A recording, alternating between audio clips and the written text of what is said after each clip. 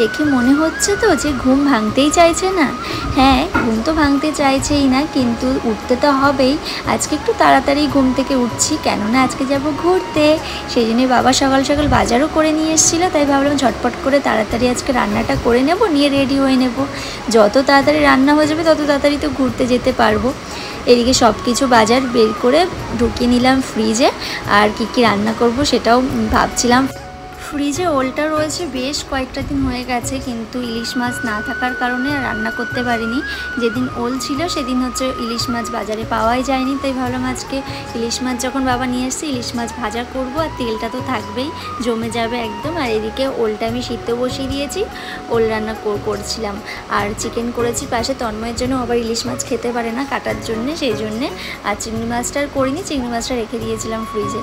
তারপরে তো ঝটপট করে রেডি হয়ে আমরা বেরিয়ে পড়েছিলাম।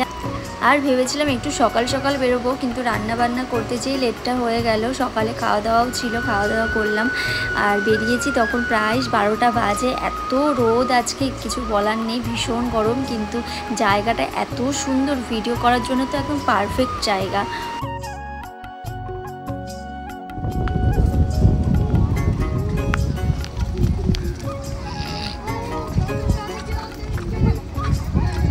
চলে এসেছি লোটাস টেম্পল।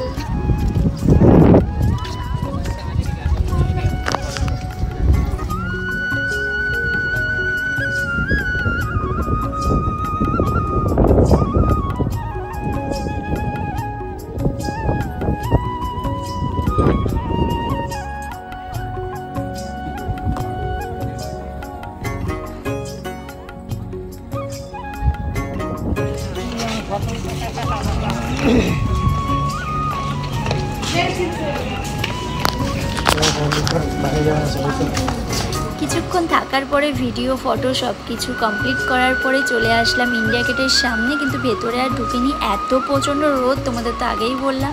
সেই জন্য আর এমনিতেও ইন্ডিয়া গেটে 3-4 বার তো এসেইছি, সেই জন্য আর যাইনি। তারপরে তো চলে এসলাম রাজঘাট। এখানে ভীষণ সুন্দর ছিল, এখানের প্লেসটাও খুব সুন্দর ভিডিও ফটোশ্যুট করার জন্য।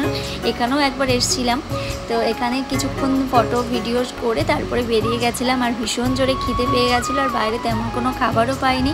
আর আমাদের কলকাতার মতো এখানে আমাদের কোনো খাবার পছন্দও হয় না, সেই জন্য।